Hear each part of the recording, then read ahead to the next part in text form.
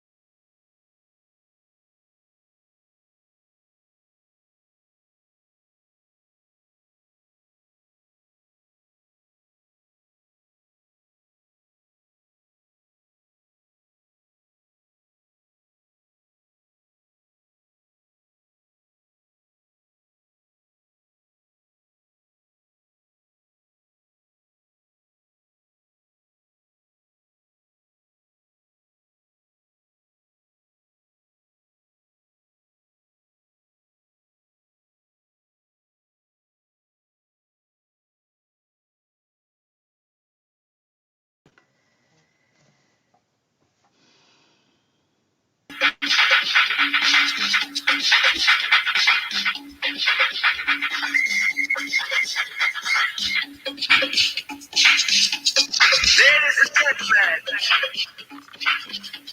Second Jiba will now dedicate this song to the Liberian people.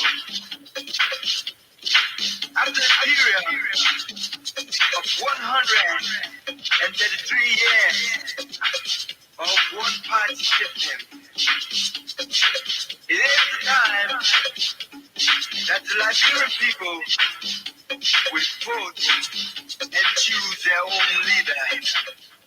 Well, let us say welcome to the program Bottom Line, and this program is uh, intended to discuss issues in Liberia, about Liberians, and about Liberia. Um, I have with me as my co-host today, uh, Madam Antrik Jalo, and also our guest, um, Madam Yasini Martin Behe. And we expect another guest to be joining us shortly. And so I'd like to say welcome to you, ladies, and to our viewers. Thank you, Linfa. Thank you, Len. It's a Um, pleasure being here to add my voice. Great. Okay. We want to kick off right away. We're going to start right away. Um, Basically, we'll be discussing two issues. First and foremost, the most trending issue right now in Liberia is about the ArcelorMittal bad deal, or deal that a lot of Liberians seem not to be satisfied with. And we'll also be discussing the rape, the alleged rape of a 7-year-old girl who is a daughter of a Liberian embassy worker in Nigeria. And you both being ladies, I just want to start off by saying welcome. And how does it feel to hear this type of news about a child, 7-year-old child, that has been allegedly abused? Yasini, you want to start? Which one you want to start? You want to say Yeah. ArcelorMittal or you want to No, start? we start. We basically starting with the rape case. So we had a show last night with some gentleman, David Moore, who has been into advocacy in his own way, supporting survivor of rape, survivor of domestic violence. It happens that I end up in a chat room with him. Somebody added me to a chat room. And as I was talking about this, and he came in and called me, and we had a good conversation. Last night we were live. And then as the Vatokba came in, who have lived in and out of Liberia and understand the political landscape of Liberia and the culture, the patriarchal culture of Liberia, where the men think that the women or the female belongs to them, which have transferred over to our children, okay, because it's the graduated behavior, all right. Um, I had an opportunity to see this young child. In fact, when we get off, I will call the family. And for me, I'm overwhelmed with emotions because of that. Because the last, thank God for, let's just say, thank God for social media. Here's why. A lot of these things have been happening, and people have been suffering in silence. And family are actually the nucleus of any society. When the parents, when the community fails a child, okay, there's a saying that goes, you do not need a biological weapon to destroy a nation. You do not need a bazooka, or you don't need a grenade. All you literally need to do is lower the morality of that country, lower the level of education, and then you have yourself a destroyed nation. That's what Liberia is. Now, we cannot conclude that the behavior of our people during the war, it just came because of the war. It was something that was there, our laying dormant, okay, or that we overlook. When I spoke at the Congress, a lot of stuff came to my mind when I said over 60% of Liberian girls are raped before they reach the age of 10. People insulted me. You saw that entry. People attacked me. People that I've helped before, people. But people think rape is only about penetration. But that happened too in Liberia. 7-year-old, 14 and 15-year-old are raping, not one time, a child, a 7-year-old, and threatening her not to talk. Children learn from us, from our behavior. Where did these children get it from? Year before last, two little boys. I don't think they were even 18. One was 14. I don't remember the other one age. Around the UN draft area, ripped their grandmother. They were living with their grandmother. They ripped their grandmother. Mm-hmm. Okay. This year, this year, a 15-year-old young man was sodomized to death. He bled to death. Okay. And the young people in Liberia were coming together to do a protest. They grabbed the leader of the protest and put him in jail. They paid somebody to lie on the young man, Taco Pocola, and put him in jail until he took money from somebody to send somebody to America. What type of Pocola would get money from to take? And he didn't know why he was in jail. When we got involved, they free him. All right. So this is an everyday occurrence. But what really is hurtful, you have people like Piso City, a mother who were educated in America, whose children live in America. You have a young lady, La Mama Sikaba, who visited literally every radio station that were available at the time to speak on behalf of women. And we hear nothing. And this child has seen the drastic change in this little girl physical appearance. And I hear Liberian officials saying, "Oh, I'm going to Nigeria. I will go see her parents. I'm going." You know, in Europe that nonsense will not happen. And No, it you will. know that. Even It your will. own child, you whoop them. You think people coming visit you, family number one, is traumatizing. I don't need official in my house negotiating with me. I need actions. I need my child to be taken care of. If a child is raped anywhere in the world over, where there's structure, where the rule of law protects everyone, the government would have had resources available to that child. Number one, the child would have sought medical help, not just the physical medication, but a mental medication, a therapist that the government would provide resources for. And I see this man is running and begging people to take care of his child. But then let's look at Liberia holistically. Article 11C says to the state, the president, the executive, that every person in the four walls of Liberia, be it from the ocean, from the north, from the south, from the east, all have equal right and must be protected under the law. And the resources of the nation belong to the people, and it should be used on the people for their help. If you go to Article 1 of the Constitution, go there and read it. So that's my thought. My heart bleeds for the father. I wish he can make it. This, Keith said, me, I always told my husband, I've been in America literally all my adult life. And I always said when my children were born, that's the only thing I will go to jail for when somebody hurt my child. Never been to jail. The highest crime committed is ticket for driving. Because when I was younger, I used to drive that very fast. that's general. Or Antri, you Yes. Yeah. you you you you are co-host on this program, but when it comes to certain issues, you may also have opinion, especially like the rape case, because you have been a victim before. Yeah. How do you feel? How I mean, you just listen to another advocate for children's and women's rights. How do you feel? I mean, we've been along this track, you and I, Yeah. but how Yeah. do you feel? We had that discussion in our life. We had last week, and it's something that is disgusting. I can't even imagine a 7 years old child being raped.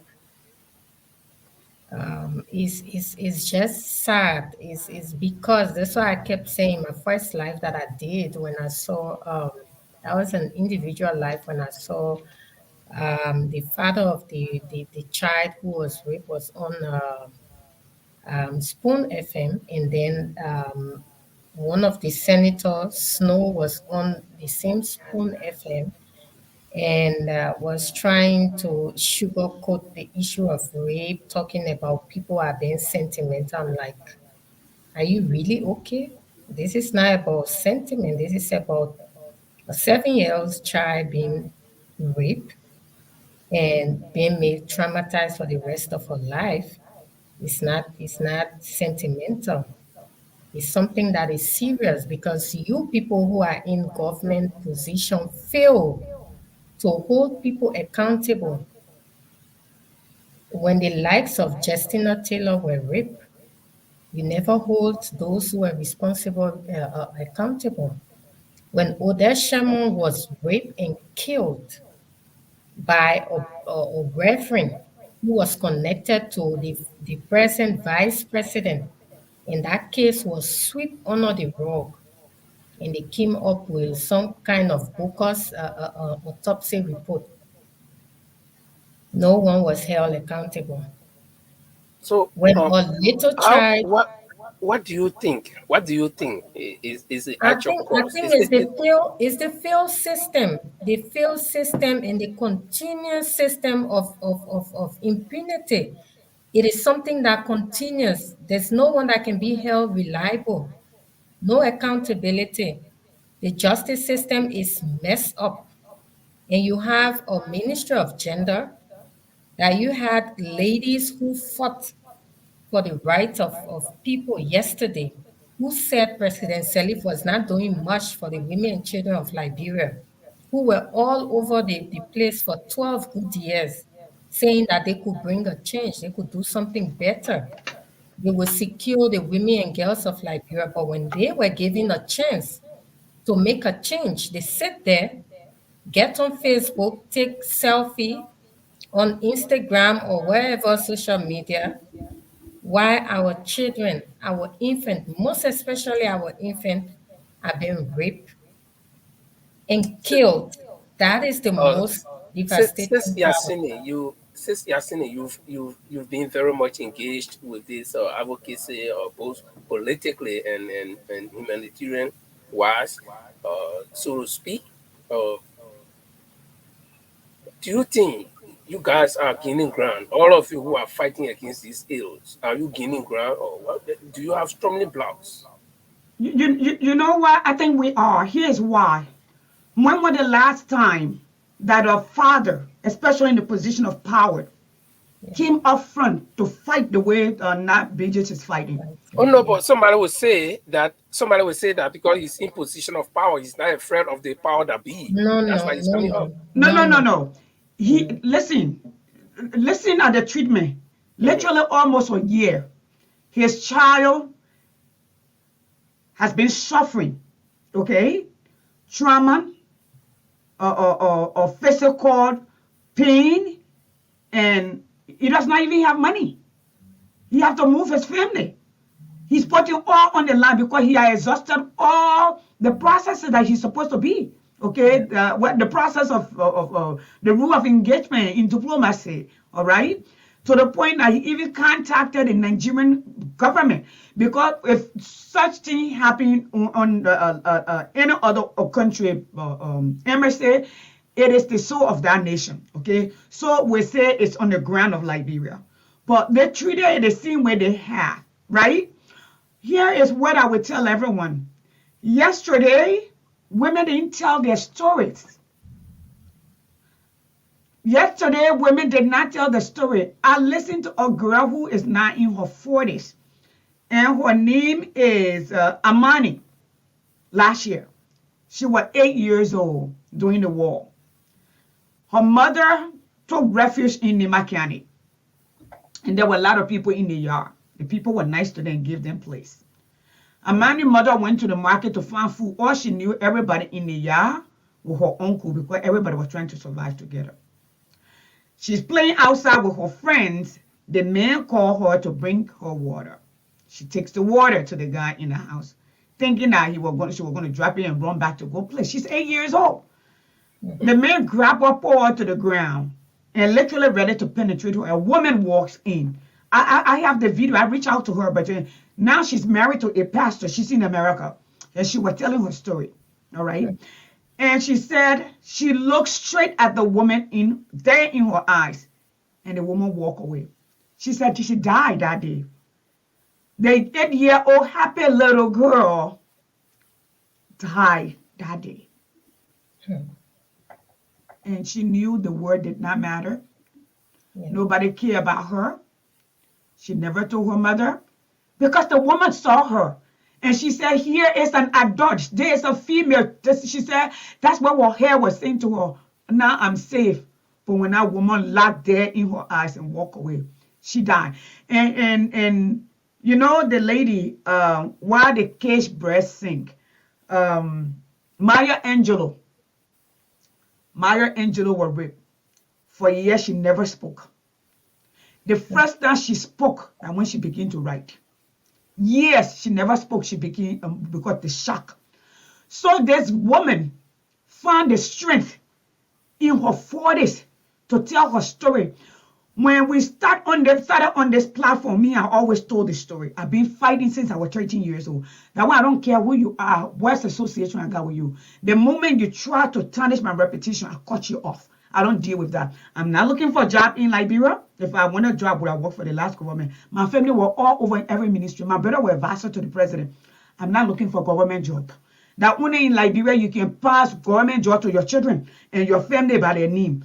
In the world over, if you don't earn it, you don't get there. I don't care who you are. All right?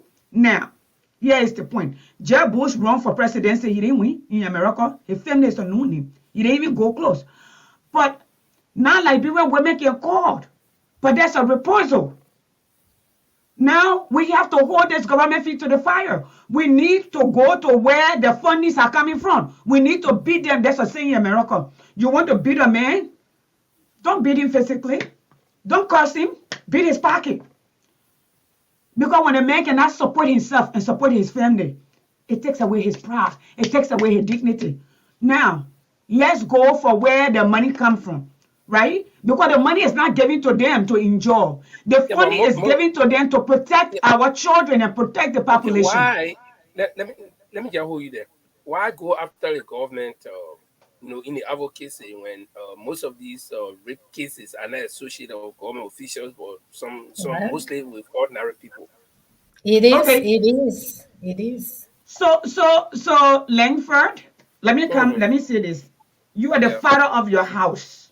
Hmm. When your children, something happened to your children, who's responsible to put the order in place? Yeah, I'll have to go. I'll have to go and find out. Okay. If you are there and somebody murdered your child where you are, what will happen to you, Langford? You live in a Yeah, country of of course, law. I will be outraged, and I will take all necessary precautions and all necessary actions and whatever. But the point I'm trying to make is that, or the reason why I ask that question is that somebody will argue that most of the rape cases are not associated with government, and so if you It go after is. the government, I agree that the government will have to go after the corporates, okay? It But is. yeah, It is. The government mhm, is the gatekeeper of the nation. The right, government is the father, especially the chief executive. The chief executive has the power to bring in the people that he thinks can do the job. That is the job. Qualify people to do the job. That's the essence of the cabinet. The cabinet is the second, if not the first brain of the president, because the president don't know it all. That's why the president must bring in an economist. The president must bring in somebody who is specialized in finance, price financing, to understand the resources, what is worth on the market. There is the jurisdiction of the president to bring in people who understand human resources, psychology to deal with the mental health of the nation. Medical doctor invest in the education of your nation because education built. In fact, most of your money should be put into education because it builds the next generation of your country. It creates a space where your nation can grow or not grow. Okay, everything else is cosmetic. So if the government does not act on crime, it is the government job to serve and protect the citizen. Why you think the Constitution dictates that all citizens should be protected? That is the right. That is a law. It is within okay, the jurisdiction of the leadership. I can't go and say Musa do and Musa Billet and Musa didn't do your job. Okay? Then okay. the Let lawmakers. me Okay, let's just take a break, and when we come back, we'll Mhm. be welcoming our guests, our next guest. Okay. As we told you earlier on, that we have two guests today. Antrick is my co-host, but I've been treating Andre like a guest. But let's take a It's break, no and then when we problem. get back, Yeah, yeah, when we that's get the back, then discussion. we'll continue with our guests.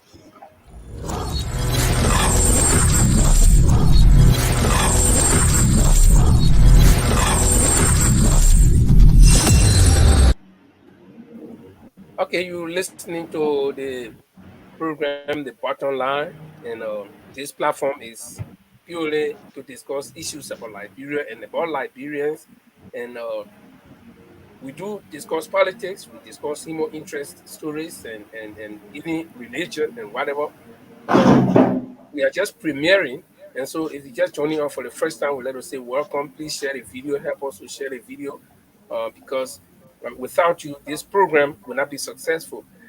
And I have with me today in studios Madam Yasini Martin Behe, a strong Liberian woman who is an advocate both on the political front and humanitarian front.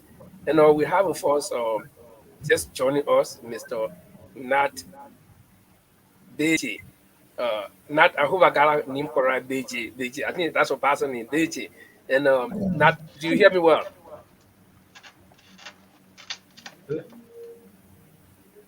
Can you loud Um, your monitor a little bit? uh, Okay, I think it's good now. okay. I don't know. Um, I'm not hearing you too well, not. So if you can make some adjustment, and then in With your studio also volume? as a co-host, we have Andre.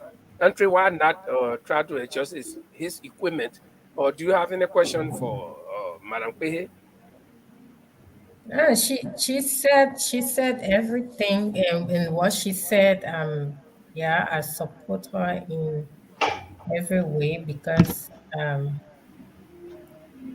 the government is the head of the nation. So whatever that is wrong is the government that we are going to hold accountable because they failed to do the right thing. If they do the right thing, then there will be no opposite of that. So the government is the one that need to do what is right because this is something that it talk about.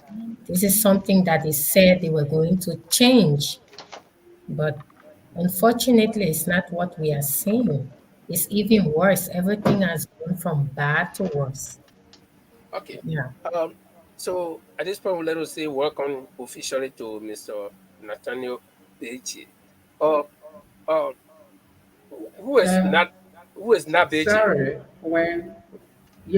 when Miss Jallo speaks, I get her clear, but Hmm. I'm not getting this square. It comes in very broken. I don't know You what's are going you not on. getting me? Uh, no, I better get you, sir. It comes in Okay, broken. I don't know whether it's Mm, from my end, interesting. but okay, I do get Miss Jallo at least a few seconds or a okay. minute or two that I've been on.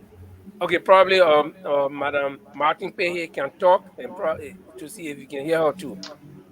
Not as good to see you again. Thank you for the fight again. We are depending on you to to help us, to save us Liberian women. So you have a long journey ahead of you. You can't come and disappear. We need you. We need your voice. Um, welcome again. I'm here like you as guest to speak for not just your daughter, to speak to all the other Nas daughter out there. Thank you for being here. We appreciate you. You're welcome, Nat. Hello? Okay, not I don't know if you hear me now. Hello? Yeah. Yeah, we can hear you, Nat. We can hear you. And Andre, do you hear me now? Okay, yes. I You can can. hear you Yeah, Mr. clearly, but I Quenda, don't you are know why coming up he's very not clear. getting you. Yeah, clear. I'm clear Clear. now, right? I'm getting I'm getting, Miss Feedback. Jallo clearly. I'm getting I'm getting sis Yasmin Martin clear, but I'm struggling to get Mr. Can you, Quinn. I don't know what is Lifa, can going you on. come close to the mic that you I am have? very close to the mic. In fact, I tried to. Okay, Andre, just continue with not a little bit. Let me make some adjustments. Okay, then before I get to Nat, I would like to read a comment here by somebody on the Facebook. He said, "You guys have to find the root cause to rape and abuse, but bear in mind that some men goes through rape and abuse as well. But most Liberian women are self-centered in their advocacy in most cases." And then there's another comment that say, "Mr. Host, the government is involved because they are responsible to implement rules, regulations, and justice for the people. Sadly, President George Weah administration is not able to implement laws and punish the perpetrators." So in these two comments, I agree with the person that comment here. Yes, I said that the government is held responsible because they are the ones that should implement the law and make sure people are held accountable. And with regards to rape, people think it's only women that get raped, or it's only children, or there are other young boys, most especially if we go back to the past 12 years administration of President Salif. There were young boys who were raped, who were not raped, but sodomized because of job, because of some other opportunities, also a crime. And we also need not to forget about them, but to also raise awareness with regards to that. Because um, if someone want to be a gay, it should be by choice and not for you to force them and sodomize them. So it's also a crime. And these are some of the things that our advocacy is not only about female, but also our young male children. But today is about the 7 years old girl that we are here to ask the government of Liberia to do their job and make Okay, sure that this child gets justice. So I would turn it now to Mr. Nat BJ. And I want to say we empathize with you. And can you tell us the present situation of the child and also your family? I know it's a difficult period for you because, like I spoke with you in the back, I'm also a survivor of rape. I was raped twice, and as a result, I have children as a result of that. So I live with that nightmare, and I'm gonna live with it for the rest of my life. So I really know what that child is going through because for me, I can still not get over the trauma and effect of what I went through. I get bitter, I get angry. I don't trust no one. So there are a lot of things that come with that. So I can't really imagine what that child is going through at the age of 7. A lot of thoughts. But I'm really happy for what you are doing. And I must commend you for standing up as a father to fight for that child because it's a source of hope for that little child tomorrow. That no matter what, she's going to stand up and say, "Yes, my dad did fought for me. He was there till the end and make sure that I got justice." So I will turn it over to you now to tell your story as a father on behalf of your child. Yeah.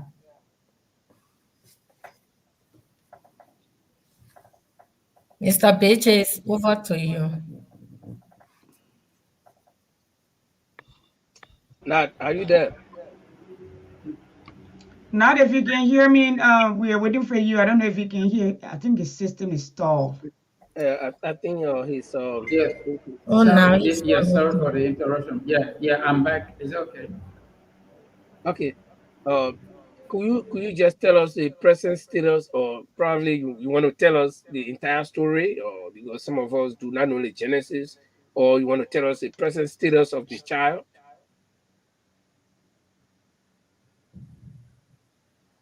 His network. I think the network is that. But folks, for those of you just joining us, this is the bottom line, and we have in studio with us. Are you The, back on that? Yes, I'm back on. Okay, we were asking to tell the audience who is Nat and what's the present situation of the little girl who was raped, and what is it that the government is doing now? Because yeah, Okay, so my name is, as you see on the screen, Nat Beja. I'm a Liberian diplomat who has served his country for up to 6 years at our foreign mission in Abuja, which is Nigeria. Now, then, as the Minister of Council for Press and Public Affairs, diplomats will go to missions with their families.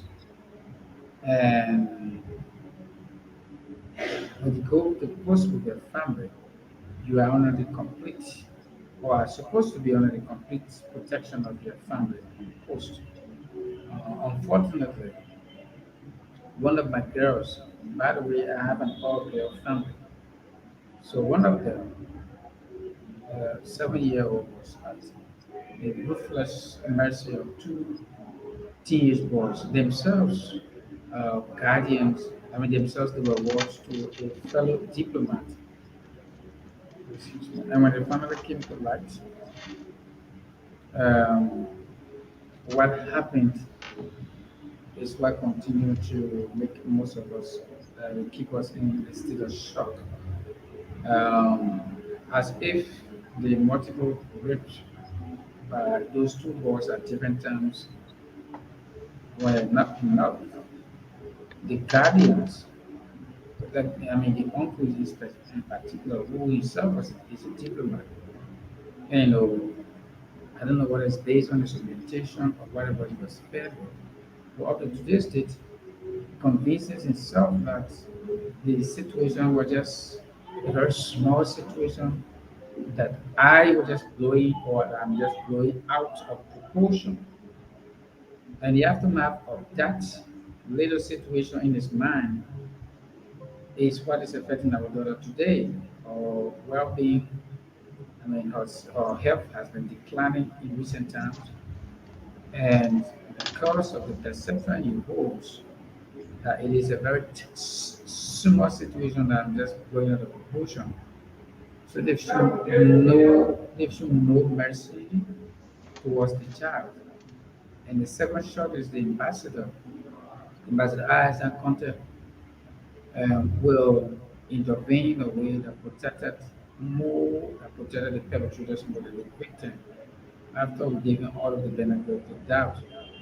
So a lot of people have asked what kind of father will only bring this to the public after a couple of months. But they forget to know the nature of the job that I do. So I am at a foreign mission, and the first direct supervisor is the ambassador. So I gave him the benefit of the doubt to intervene. And that took a couple of weeks. And we needed to get a medical report. It took a couple of weeks because it's a diplomatic privacy where the host security cannot just march onto a foreign soil because all diplomatic premises like embassies, consulates, extension of the various countries they represent, and according to the Vienna Convention. And then based on all of these, before we could elevate it to the level of the Ministry of Foreign Affairs, we already have gone months. And the Ministry of Foreign Affairs, before it will come up with its report, and by them I convinced myself that this is something that I'll now see in just the humanitarian side, on the side of the for the ambassador, on the side of Mr. Daniel Rogers, who is the uncle to these two boys, and then by extension the national government. So now I thought it was only prudent now to go public on two accounts. One, to be able to say, hey, I need help. My baby needs help. This is what has happened. I had counted and considered all of the consequences of going public, knowing very much the high level of negative stigmatization that follows a rape victim up to the very end of his or her life, in this case, my baby. And I admire your courage, Auntie Jallo, that you continue to say every now and then that you were. Some people feel just the mere mention of it alone, to say, oh, I was raped, I myself was raped, and they make it look like, you are saying that I myself was an armed robber, I myself was a notorious criminal. Now, and I tell people, I don't know why we put so much secrecy around rape. I don't know why.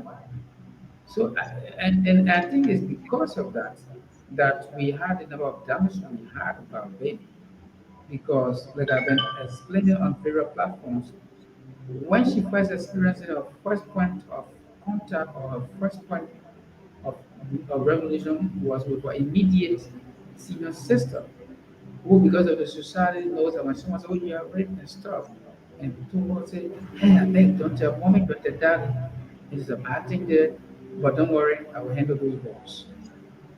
But if we go more and more to talk about the fact that, listen, a rape survivor is not the person who invites such an atrocity. I'm going to use the word, and I carefully chose that word atrocity, because rape is such an atrocity that no matter how much counseling you undergo, like you are talking about, Miss Jallo, I'm sure you've gone on a lot of counseling, but you still admit and have accepted the fact that it's living with you and it's going to live with you up to the end of your life.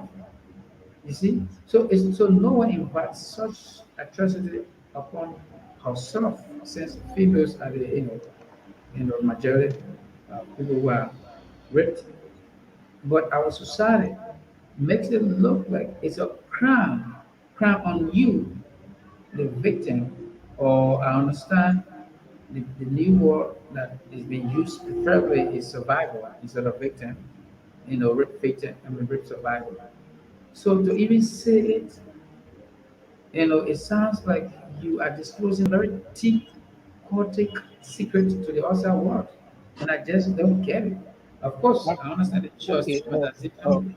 Mr. Bechi, could we just Yeah. make it interactive? That is, we take some questions because there's a lot of things that people, the outside people, need to know. Uh, First and Mhm. foremost, I just want to know, um, since your return to Liberia and raise this issue in public domain, what is the response from the government? Since, in fact, you work in a foreign ministry. The response from the government officially has not been forthcoming. That response I'm talking about, response calling the attention of the government to my daughter's welfare, is not been forthcoming. Today is exactly 1 week since I went public on this, calling on the president's or calling for the president's personal intervention. I know, and I can tell you that informally, the Ministry of Ministry of Gender, Deputy Minister of Gender, as a matter of fact, or to be more specific, invited me today to just have a discussion for this. But that was on an informal note, and then she just noted a few things. She said she would get back to you. Um, the Ministry of Foreign Affairs, since I've been flagging this issue of there's need for my daughter's welfare to be catered to, has not responded officially. The Ministry of Information, which is my direct ministry because I'm seconded to the embassy by that ministry, has now officially responded. Okay, what is the current situation or condition of the girl as we speak? Well, as we speak, um, she was returned to the hospital today, The issue of, you know, I always compare with a dosage or a malaria dose, for instance, of prescription. That if you needed to take three, they say one in the morning, one in the afternoon, one in the evening, if you skip one or two, you have to like almost start over. Since we, the family, have been the only one catering to that aspect of a medical need, we at certain point defaulted on meeting of a medical schedule of planned medical appointments because we went financially. So, and I believe that attributed to the current severity of or how grave the situation is. So, after we did this public outcry, and then we had some intervention, so she was returned to the hospital today. And after the show, I will be calling to find what the status. But Honorable Snow, who and I appeared on one of the platforms, who, to be specific, who coincidentally traveled to Abuja for an official ECOWAS event, went at their home and he sort of broke down and had been apologizing over and over publicly and privately that he didn't know how grave this was because he had a sit down discussion with the family to have a new home, by the way, for the information of this platform.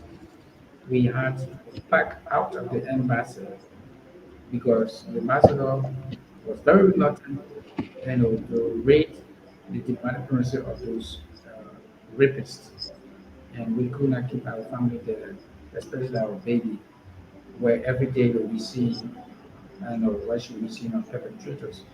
So that is just the status of it, of our situation for now. Okay.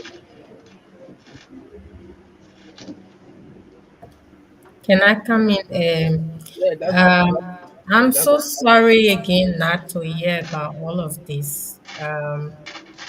With regards to rape in Liberia, normally the Ministry of Gender should take full responsibility in terms of persecution. Have there been any contact with them, and what has been their reaction since this issue?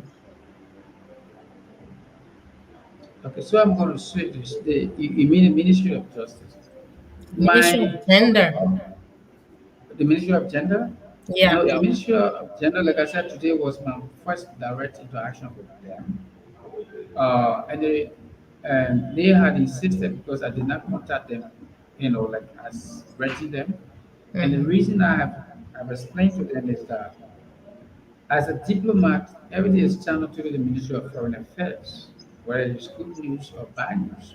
So since the Ministry of Foreign Affairs decided to get involved and take charge of this matter, we would have thought that they would have included the Ministry of Gender on its investigative panel, given that these are the people who have experience with sexual-based violence-related cases.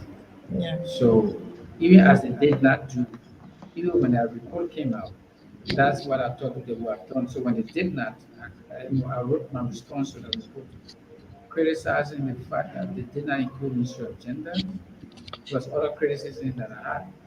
So that's why the Ministry of Gender's own findings.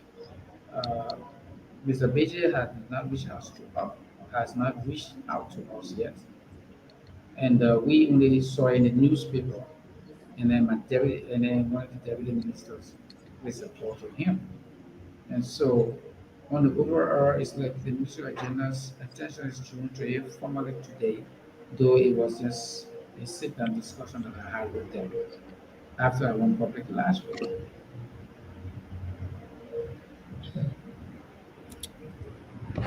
Oh, okay.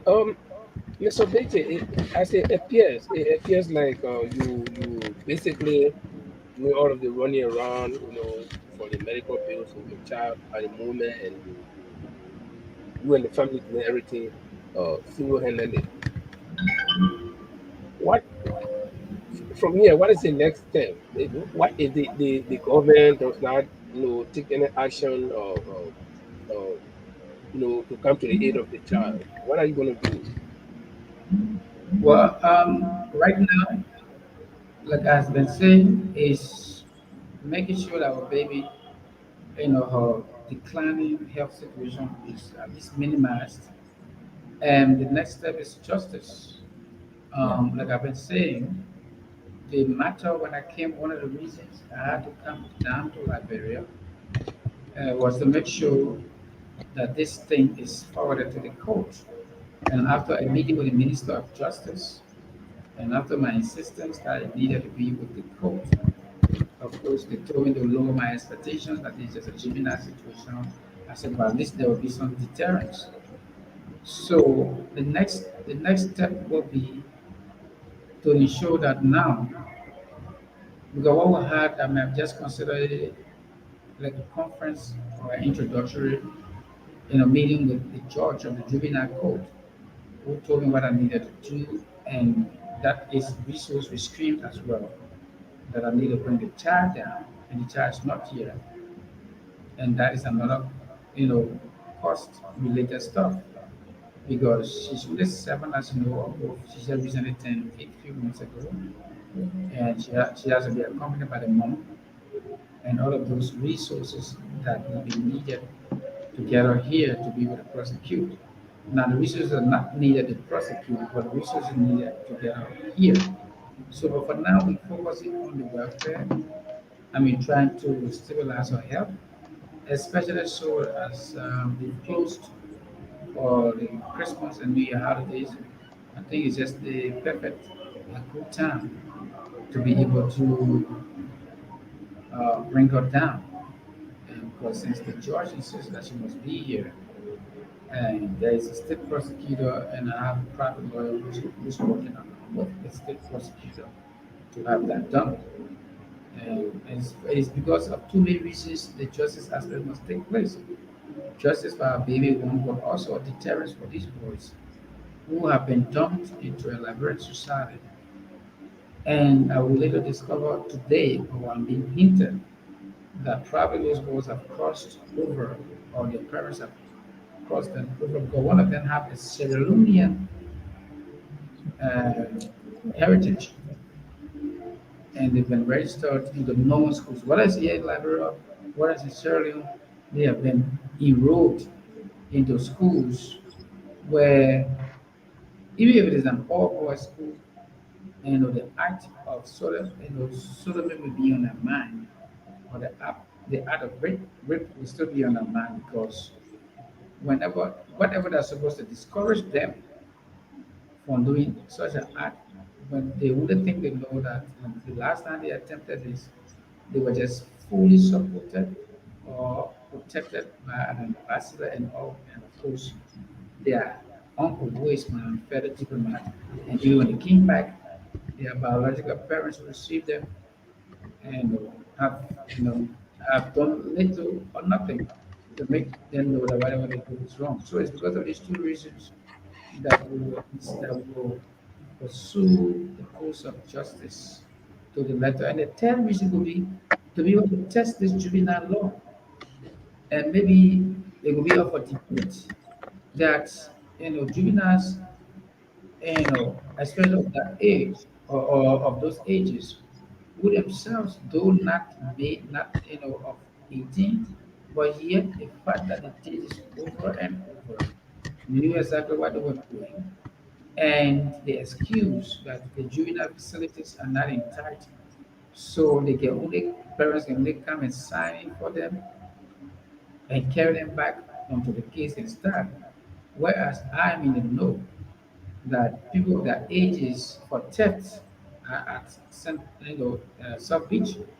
So why is this case different? Those are the issues that we will be pursuing. And like Ms. Jallo said, it's going to be a long fight.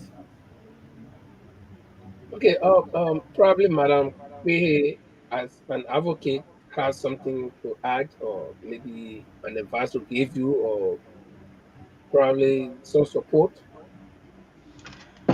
Well, not know that knows that he has my support.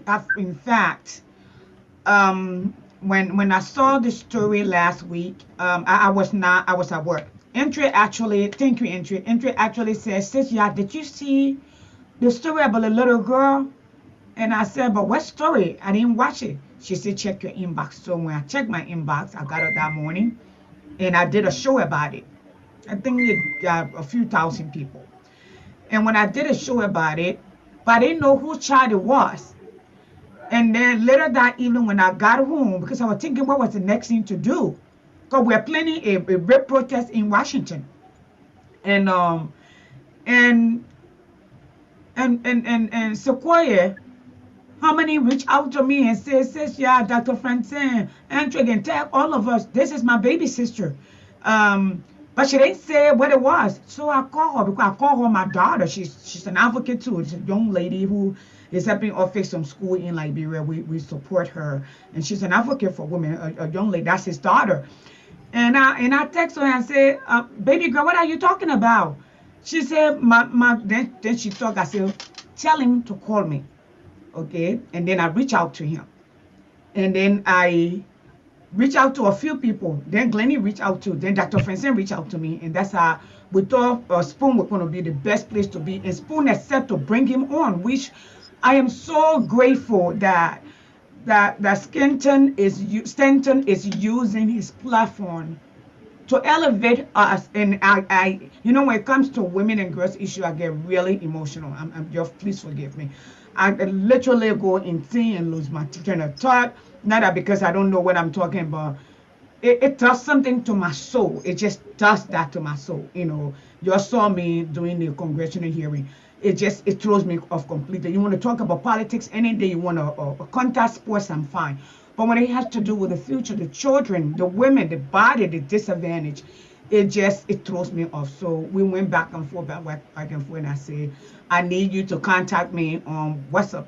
And he said, but I have a button phone. And I said, okay, have somebody contact me. So that's how we got on. And I have just walked in when Dr. Francine called me and said, you want to come on Spoon? That was my first time. I went on Spoon for him, for us, for women. Okay. And to have this man watch us father, watch his child, his baby girl, his beautiful, when you see that little girl before then and now, beautiful baby girl, and watch her. I mean, even her pictures, you can see her personality, all right? And see her, how jewelry, how her self-esteem have been taken, or health have been taken. And I hear government officials say, oh, I'm going to go visit. That junk don't happen nowhere else. It don't. You will not have a senator coming to my house if a government official raped my child. There will be a government official child, government official niece, nephew, whoever, embassy worker. No government official will be coming to my house. The police and the social services will do their job. The state attorney will take over that judge. It becomes, I say I'm guilty or I'm an accomplice, but it becomes the state versus it. Whoever the name is, it are not bleaching, it will be the state versus not bleaching. I will not have nothing to say to. The government will come in and will defend my child. I will not need a lawyer.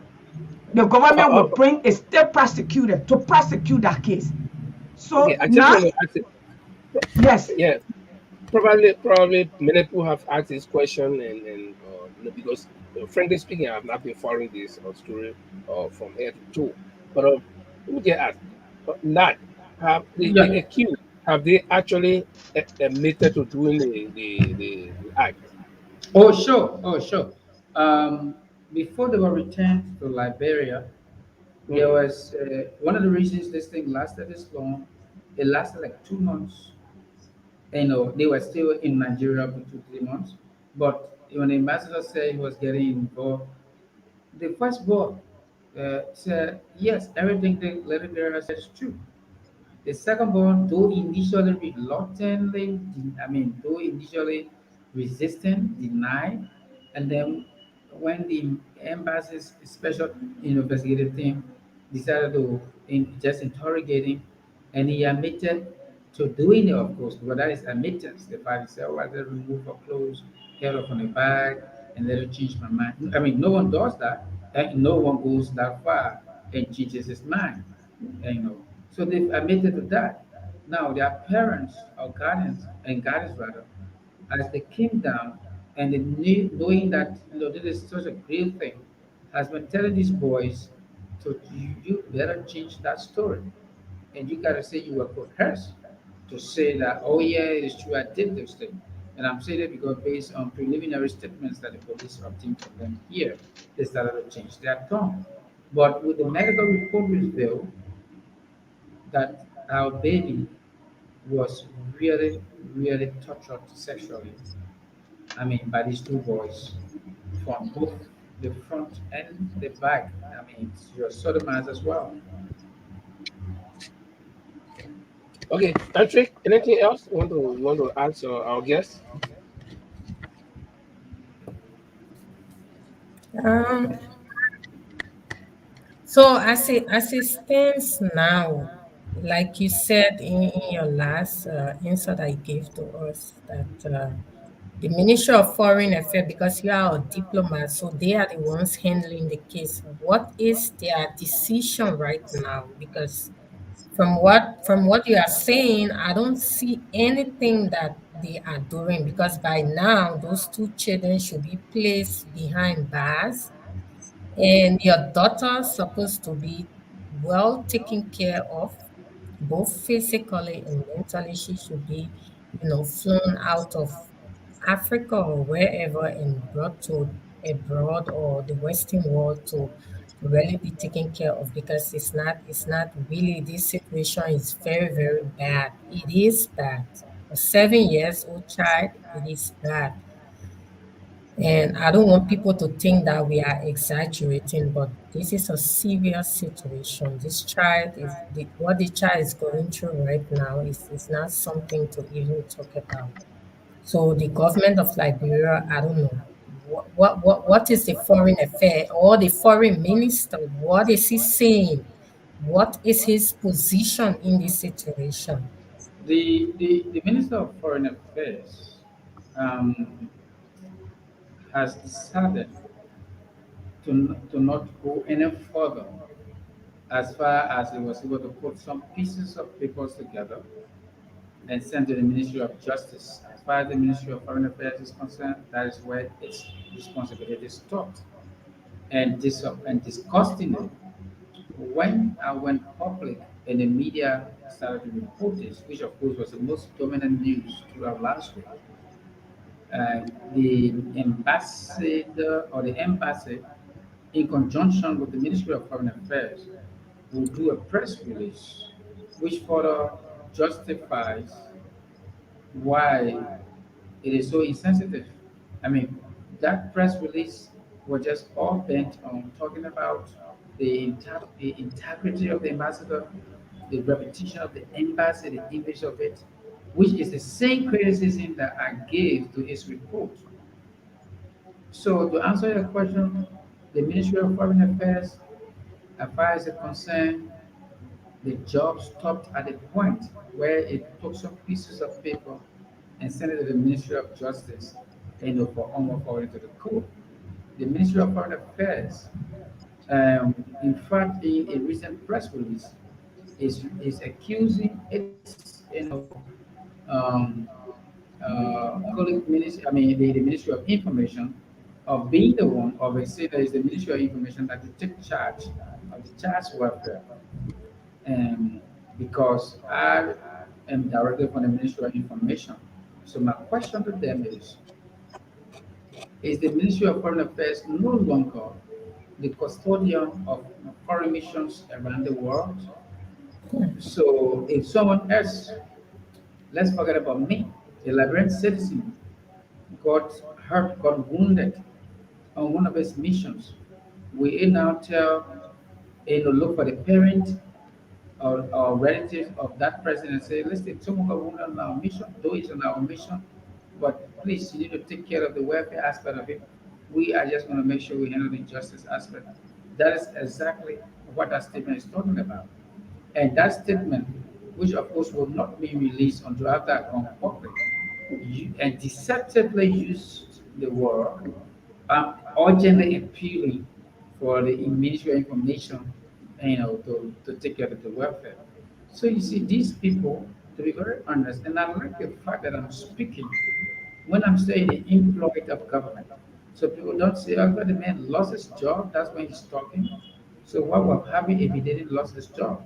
I'm still keen. I'm still in the employed of government. I'm a diplomat. Yeah.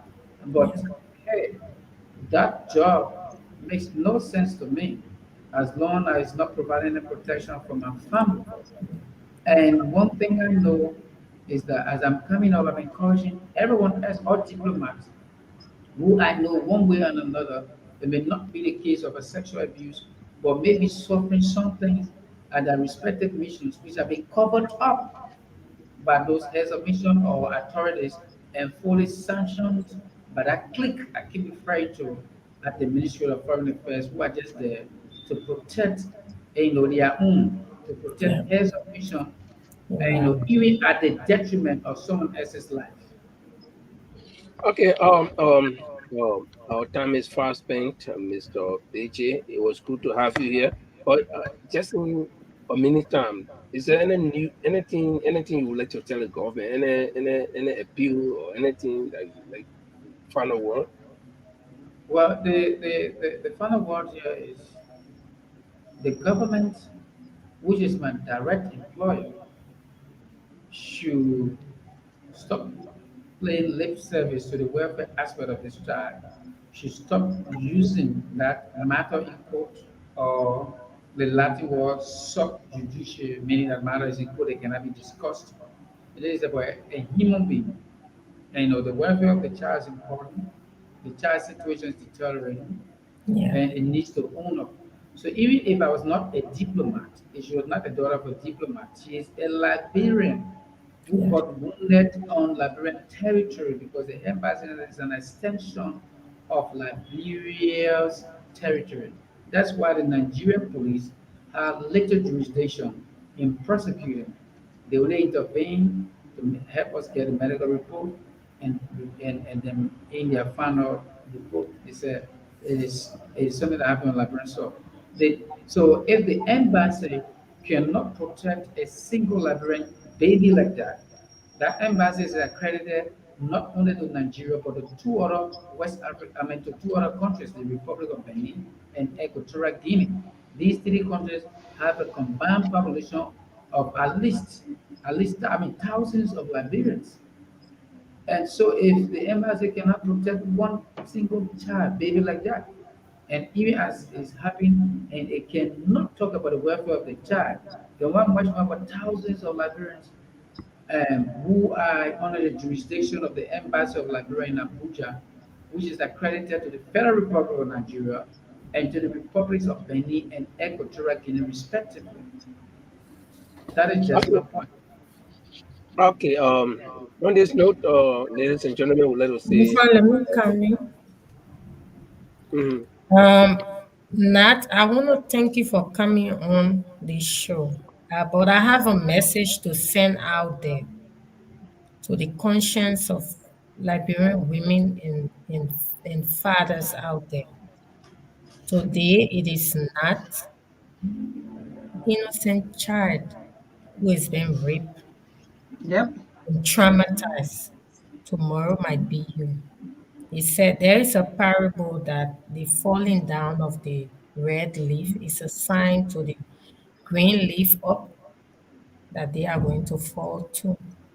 If you do not stand up now against this evil culture, let's stand up and start being coward and start being unpatriotic, especially our Liberian women.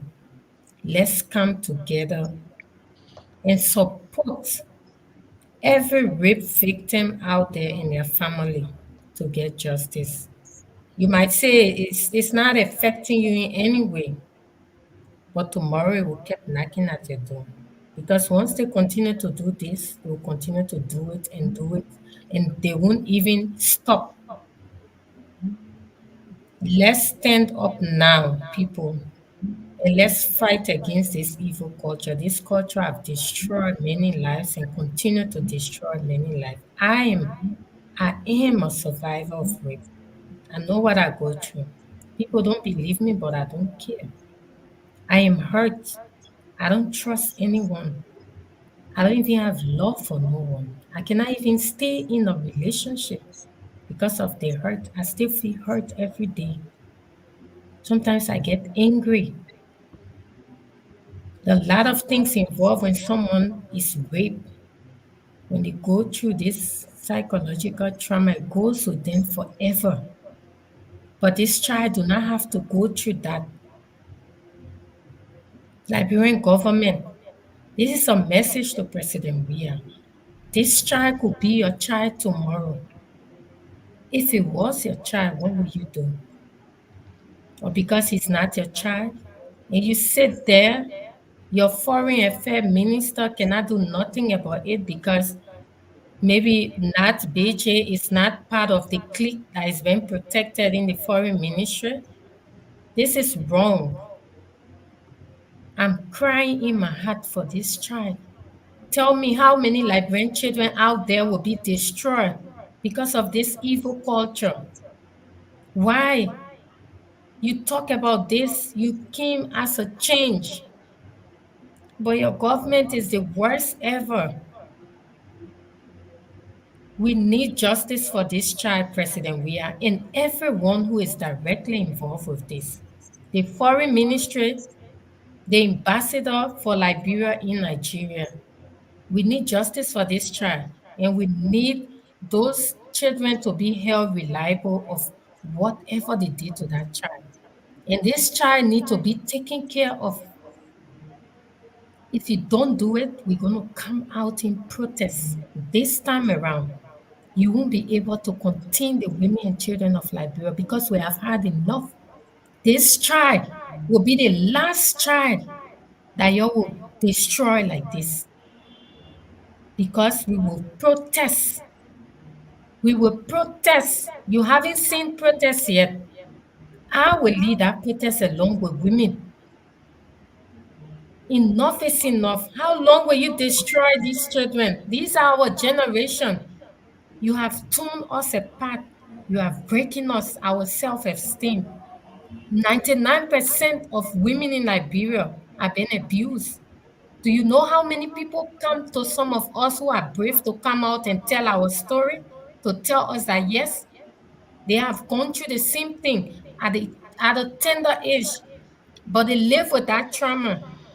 How long must we continue to live in this shackle of rape and abuse, molestation? We are tired. It's not going to happen. You did it to our generation, but you can't do it to this generation to come. We're not going to sit there anymore. If you don't do anything about it, we will go all out. We will protest. We will carry your complaint everywhere to the international community that care to listen. This is what I'm saying. This is a warning to you, President Weah, because enough is enough. You can be employing beasts, call them ministers, and you sit there, it's not doing anything. A little child is going down the drain day by day. That's all I have to say, Okay, for now. so sad to hear the story of a 7-year-old child, a child with a brighter future, a child that could be president of Liberia, or it's just so sad. And emotionally drained as well. I try to imagine, but still, it beats my imagination. But not, we'd like to say thanks a lot for your time, and we hope that your effort will continue. But just before you go, there are two uh, comments here that I would like to read, and the reason I will read them is that they are very important to your case. And the first one I'll put on the screen. The first one says, "Oh my God, please make sure that there is an arrest. Don't stop. Keep pushing this case. Sorry, I just hearing part of the story. This is an evil in Liberia, and indeed it is an evil. So um, we sorry, and we hope that the perpetrators will be brought to book, and and that's it. And the other one, let me see if I can share that one too. It says, I'm crying too for our children. It might be your child tomorrow. Please help. We are appealing to the government. And so, we hope that this will fall on the ears of the authorities that be. And so, uh, we just let us say sorry for your hurt, not, and we hoping that things will be better. Okay, we're gonna take leave of you, Nat, and we hope to get you another time. This is the program. Bottom line is for us. We dig into the story to get to the bottom of it, and we hope that this will not be your last time, and we'll get you to get back here again in the nearest future. Thanks a lot, and thanks Thank for you. being with us. And we will take a break, and when we get back, then we'll continue with Madam Pei. She's an advocate. So, Nat, let us say thanks for appearing and hope to be back again. Thank you, Thank you. Nat. Thank you very much. God bless you. Stay strong.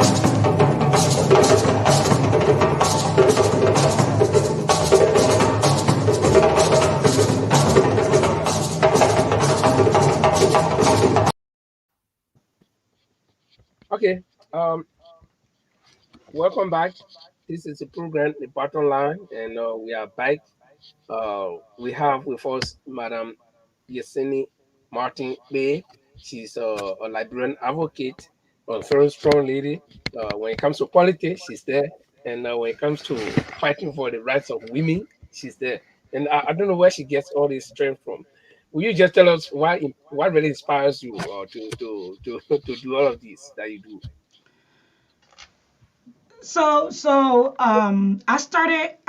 I come from a family where, from my mother's generation, women weren't allowed to, women were considered other people's property. And you find out that when you educate a girl, she literally become the pillar stone of your family or your town. And my mom became that. But for where I grew up as a young girl, I always told people I had a cousin, called her aunt because she was older, who had a disability. She walked with a limp, and every time they came to visit, the husband would literally just beat her up, drag her, sometimes naked her. So this particular day, I think the story, the truth is unchanging. I was sick. I didn't go to school, and I'm in the house because we heard these stories what this guy used to do to this woman. And this day, I'm indoor. I got malaria, and I just heard a woman crying. Literally, she's naked. He's dragging her, and I looked and saw that they're in the sand. So I went in. We call it piazza, like they supposed to be a living area, but you have family in a big old house. It becomes like the storage space. So I went there, found what I could find, butter pencil, whatever I found, I went for him. Um, that was my instant talk. And the next thing, the woman is yelling that have killed her husband, right? So because I was this tiny, I was able to go through the iron bar of my parents' room, hide there until my parents came from work. So they departed that day. From that day, I found my voice that I would not sit around and watch another woman be abused. So I didn't stop. 1990, I tell people, you have served the first humanitarian organization I came to Liberia to deliver food. Nobody wanted to go to the barracks. So I volunteered. My mom was afraid that I was going to be killed because I was on the other side behind rebel line. And I would go into the barracks where you had the soldier literally murdering people. And I told my mom, if nobody went, there are women and children, people are going to die. So then my foster brother wife, Eboito Gaston, she happened to live in the state, joined me. And Charlotte Bantu, you remember as the Bantu at the time, who was reporting for BBC, he had to leave the BBC country because they were report. hunting him. His wife and a few other people joined me to go. That particular day, like my mother said, I almost died. But I was saved by Hezekiah Bowen, who were at the time in charge, who saved me. But I never lost my voice, and God helped me, and I made it to, we're able to share food, save lives. I saw a lot of children with malnutrition, people were dying. And I came to the States and I decided I would join my uncle then who were protesting to stop the war and prosecute the people. So I found my voice from there here. I've been active in my community and this is what I do. But I used to say I would stay out of politics. But I learned later that they're both entwined, advocacy, because the thing is, If your job is to come out and scream all day long, show all the ills, you have to find people that can fix it, right? And they Right. can't fix it, and you believe that you are the right person, you get there and fix it. My lawmaker in my community is an advocate, all right? And if you remember, what do you call it? Elijah Cummings was an advocate of a civil right here and became a lawmaker of Maryland, a profound one. If everybody knows John Lewis, who is called Good Trouble, was an advocate who walked shoulder to shoulder with Martin Luther King, and in fact took all of the beating. If You all of have you political remember, ambition. You huh? sound like you have political ambition. Um, I did. I don't know yet, but I was asked here about 4 years ago and asked another 2 years ago to run in my community. I've established myself in America, but I thought there's one of me in my community for now. All right, and there are a lot of Yasendi in my area that I live. So I have Dino McLeod. That's another Yasendi, but I would say Dino McLeod and the other people like me, right? So I learned these words. The woman called Penny Perkins. Okay, Penny Perkins brought us where we call today the need you. It was not FDR. That was our idea. That FDR said, since that's your idea, come on and we can implement it because you know it, you know how it needs to work. So today you got something called social security, social security disability. Today a black man became president because somebody like what do you call it? Martin Luther King. Like as Isa Philip Brander, who brought in Martin Luther King, who started the civil rights movement in 1924. And then Martin Luther King took over. And the essence of leadership is not for me, okay? I am the past generation, literally. Now, everything for me is legacy. For the next generation, for the entry of the world, to step in and say, you know what? If Yasini leaves today, I can step in and I can even put my hand up to run and become a voice of women in Congress in Liberia. All right. We have people who have fought and saw that the work was not being done. And they're there. We have a lady here who advocates for gun control. Her name is Mabert. Her son was killed trying to get gas in the parking station because his music was loud. And since she has been there, that's been her struggle. Not like most of all in Liberia, the past advocates, the advocates of the 80s, they become the rogues of the 90s. The 90s, the advocates of the 90s became the millionaires of the 21st century, and the people are still the same. All right. Okay. Let's. So that way I draw my strength from that. I draw my strength from people like Harriet Tubman. I draw my strength from people like My Yasan Tua, Maya Sua Angelou. Koko. Yeah. Yes. Mhm. No, I was just adding to the list when you talk about people from whom you draw your strength. Then I said Maya Angelou, perhaps, because Yes, Maya Angelou. You look at Maya, you're a soldier, not truth. Who say you want to use my mind, but you don't want my skin, you don't want my face, but you right. want my intelligence. Okay, those are the people, and I happen to benefit from a lady called Susan B. Anderson. If you remember, women did not have right in this country. All right, women could not own property in this country until the women, the women suffrage, and that credit also goes to what her name, FDR wife, Mrs. Yeah, the former first lady, Roosevelt, Mrs. Roosevelt, Eleanor Roosevelt. All right, Mhm. those are the people who pushed for us to be here. But Susan B. Anderson supported a man who became president and passed or landmark signature for women to be able to vote, and that Okay. was Woodrow Wilson. So, with that said, let me pull you back to the home soil, Liberia, and in your own county, Nimba County. And I don't want to limit this discussion only to Nima County because Nima County is part of Liberia, and the particular incidents we're talking about, it does not only affect Nima County, it also affects my county, Bon County, which is situated on the St. John River on the Bon County side, and that river divides Nima County and my county, Bon County, and we do everything in that river. That's our farming area. We drink from there. We do everything. So this problem is not only about Nima County, it's about Bong County, it's also about Grand Bassa County because the St. John River empties into the Atlantic in Buchanan. But now, the case here is that there is something trending. ArcelorMittal, they have a contract now for 25 years. And in that contract, there are a lot of things that Liberia should benefit, and Liberia is not benefiting. When I talk about Liberia, we narrow it down to Nima County, and Nima County is not fully benefiting. Uh, we've been listening to talk show, we've been listening to a lot of things about ArcelorMittal's operation in Nima County, and the pollution they're carrying out, and their failure to honor their part of the agreement. You being a strong advocate and then coming from Nima County, how does that affect you? It affects me directly. If you guys remember during the UP-led government, when the water was being polluted, people could not find good water to drink or clean water to drink. The children were dying. Some people took the streets. They took the train track. They were arrested under the UP-led government. They didn't have a voice. They were arrested. When the Nima people stood up, they collected them overnight. They carried them to Grand Bassa and put them in jail. Today, we don't know what happened.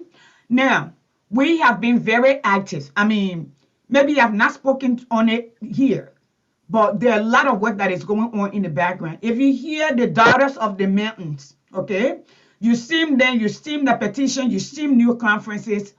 We are working with the grand team of Nima County, with women, because the men have not served us right. I'm sorry. 174 years of men. Somebody will come and say, Ellen was there. Yeah, Ellen was there for the 6th year.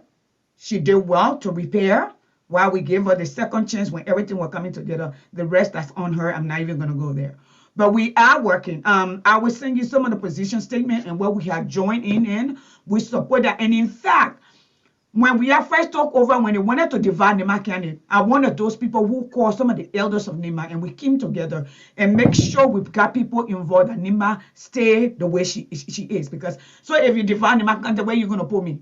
Okay, I'm a Gio Mano Mandingo girl. Come on, where will you put me? Where do I belong? I belong to Nima County. What part of Nima will I belong to? The You Gio have side, the Mano side, the Mandingo side, or where you gonna take me where? To the Putu? Where you gonna take me? All right. There's no need to divide the county for a few people to get a position. Ask for what is rightfully yours. Number one, there's a lot of things that need to be happening, all right? Nima is the second most populated county. She needs more representation. That's number one. She needs more cities. And the thing that we have to hire, what Liberia must do moving forward, we must hire people who understand the job in which you are hiring them, not because they're your friends, not because you're going to benefit, not because they're your family.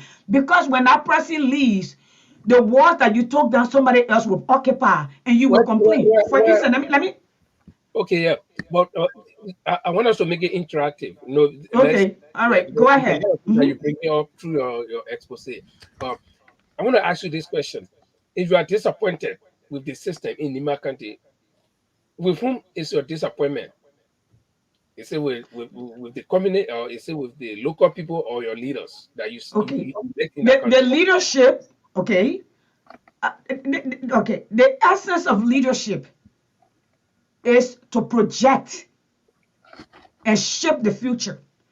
So they say good leader take the people to where they want to be, but great leaders take the people where they ought to be.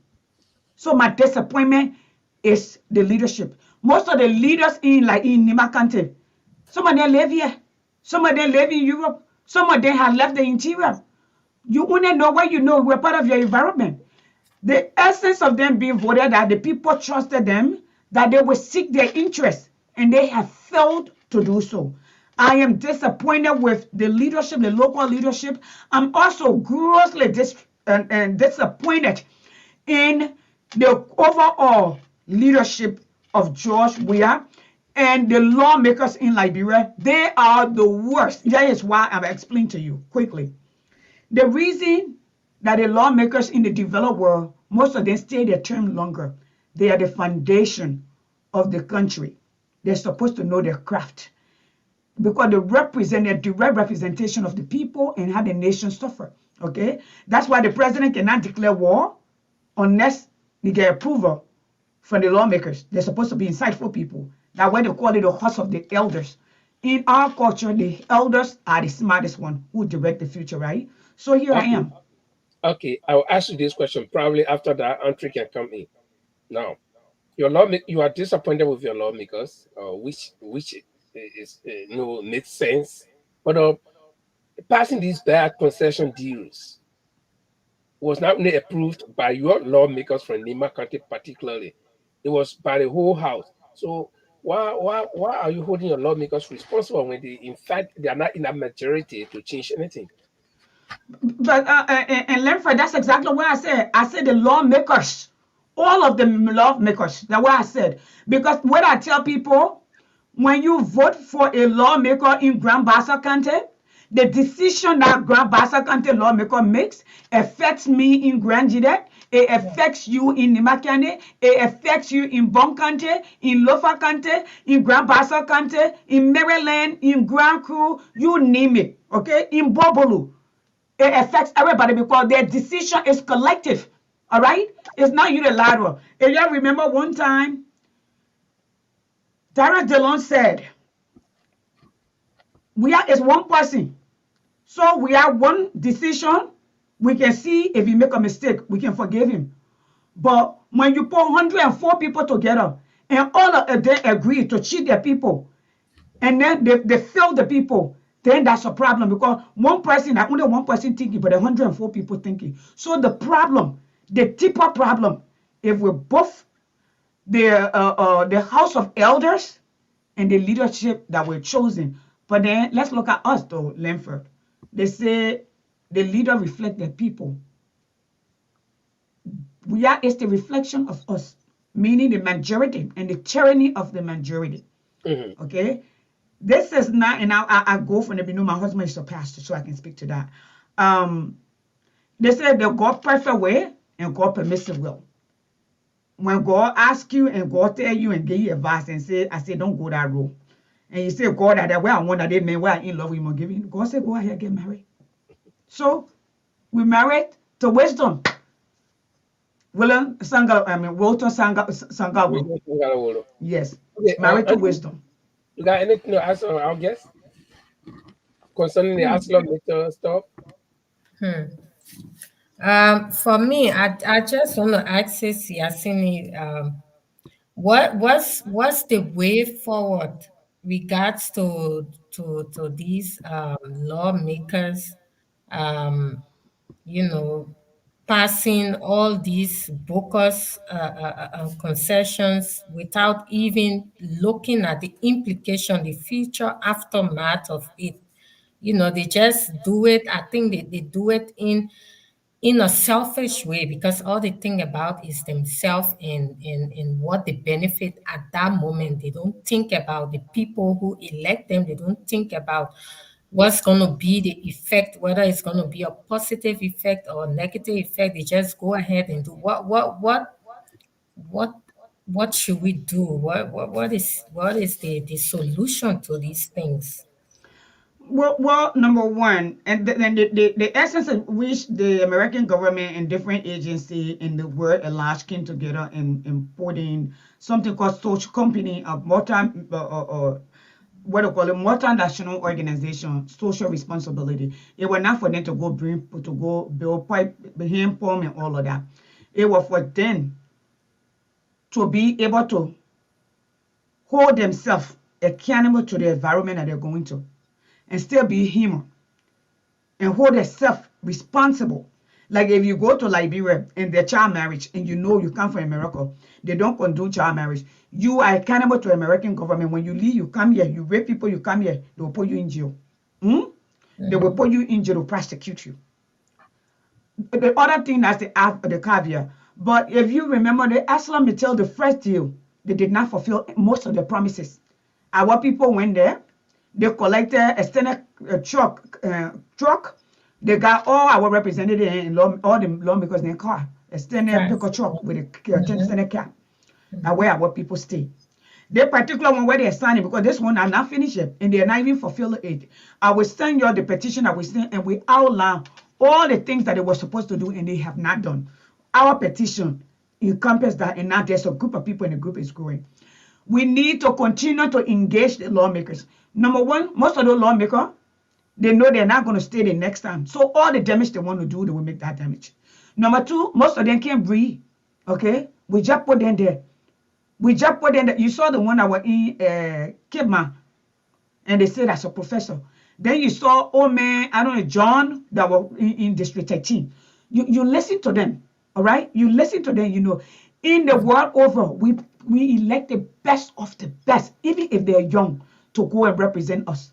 All Yeah. right? In Liberia, we elect the people we like, not because they have the capacity or the ability. We elect our family and friends, and we know in the community they're no good. All right? Okay. But I, we anticipate miracle. I think Yes.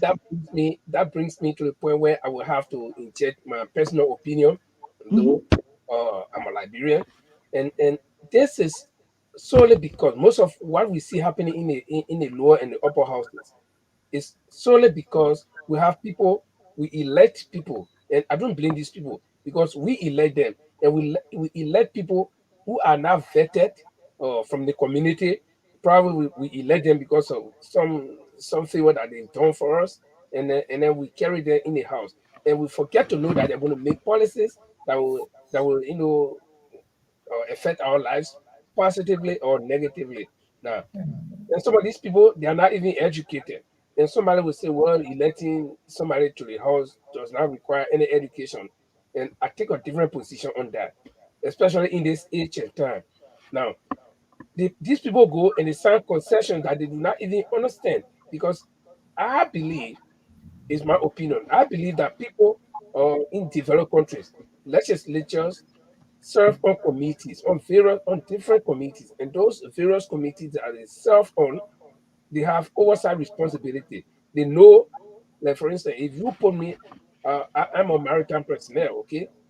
So I know almost not everything, but I know at least about maritime, about shipping, about port, and whatever. Okay, so if I am a representative and we got a company like what APN Terminal coming to sign a contract for 25 years for $25 million, I will not stay there and sign The contract. such such concession because I know the intricacies. Okay, you got a company like this is just my opinion. Like I said, you got a company like APN Terminal, which controls ports around the world in developed countries, and they know very well that that contract. In fact, the longest contract somebody can even sign is 3 years, 4 years, because Yes. 25 year contract. That's Yeah. a whole generation right there. Okay? 25 years. They Yes, take advantage of our film yes. system. That's And, what they do. and this group, they are very crafty. I will tell you the background of that Arsenal, I mean, or the AP terminal. They come from a group, the AP Muller Max Maersk. If you see continuous with Next line. that's a Danish company right here. Okay. And those people, all they do, they control ports around. They got the largest container ship right now in the entire world. Okay. The first one they had our decommission in 2015 was called Emma Maersk, named after their mother. And these people have been in our business for more than 100 years. They know all of the little tricks. So they waited very cleverly. They know that Liberia will need money. We have just come from war at that time. So when they brought $25 million, that was big. And it could do the job. And those people, the ship that I'm talking about, the largest container ship, if they do the thing we call east-west bound, if they load that ship, fully loaded from China before it reaches to even Europe, before heading to America, which is the west, they have made more than $50 million just on one leg. And then their return leg, they will make a lot of money. You see? So $25 million is just 1 week money for that group. But they knew that Liberia will fall for it. So the point I'm trying to make is that we do not have experts on those different issues. For instance, if we had geologists in the house, people who are educated as geologists, if we have in the house concessions like Arcelor Metal and all the other things will not just pass easily because they will know where to put things. Yeah. And so I have another question for you, Yasmin. But Somebody will say, Ninfa, yeah, I think this issue, there are a lot of actors that should be held responsible. The legislatures and also those unpatriotic Liberians who are working for these foreign companies as legal personnel. These are the kind of corrupt individuals who tell these people, oh, you have to do things this way, you have to do this way, you have to do that way. At the end of the day, they gave these people these crookish ideas to exploit our country. So And they too should be bring out to the public and be name and shame because yeah, they but is unpatriotic of them. if you are These people are the referring, enemy. if you are referring to the business people, let me tell you the They business are, side. they are the legal personnel. These legal personnel, these are Liberians that they contact Oh, to do oh the yes, dirty work. oh yes. If your street doesn't sell you, if your house Your doesn't horse sell you, doesn't sell you the street to the not tree will buy. not buy Yeah, you. sure. So these people, like I said, it's all about money. It's all about money. And business people, they look for ways to make profit. That's all about business. If you buy one color, 1 cent, you go see hungry man who is hungry, you will sell that color to him for 2 cents for you to make profit. So that probably you come and buy two more colors for 1 cent and sell it and get 4 cents. See, so but the thing here is that we as a people uh, uh, are not honest. But somebody Yes. will argue again, and I was just about to tell our guest or ask her opinion on this. Somebody will say that this problem is not new. The problem with pollution in Nima County, where they have been mining for I don't know. I think Lanco started operation, if I'm not mistaken, 1960 or 61, between that or 63. Okay, because my mother always tells me that that was the year I was born. So the first time uncle transported the iron, oh, I think that was 63 or something like that. Okay, and this is an AHO thing. The piece of road between Yekepa and Kanda is not paved, and Lanco was there for years. Okay, Lanco polluted the St. John River when I was born. Trust me, when I started growing up in my town, and I saw the St. John River brown. I didn't know that this water was clear. In my mind, all I know was the water was red because in the months of June, July, and August up to September, that water brings down all of the red dust after they finish washing the iron ore. If you just we used to go fishing, you wear your clothes, you just walk along the bank of the river, because when we are fishing, we stand here and then walk to the next place. Just by walking along the bank of the river, our clothes will be like we've been in the iron ore mine. You see? And then that water, if you draw it, if you take it in a cup, you cannot see the bottom of the cup. And to the point where it's only a few species of fish that survive in that water now. If you go to other creeks, we can catch certain type of fish. But when we go fishing in that water, only certain type of fish that survive. So they have damaged the ecosystem so badly for years. yes, Now, yes, accelerator has come yes. to tap it up, and then we're making all the noise. So I don't know uh, like the question Andre asked, what is the way forward? What do you think we So can do? so so so so Lanford and Hendrik, I always preach this to the Liberian people. For Liberia to change, because most Liberians are followers, we need one person.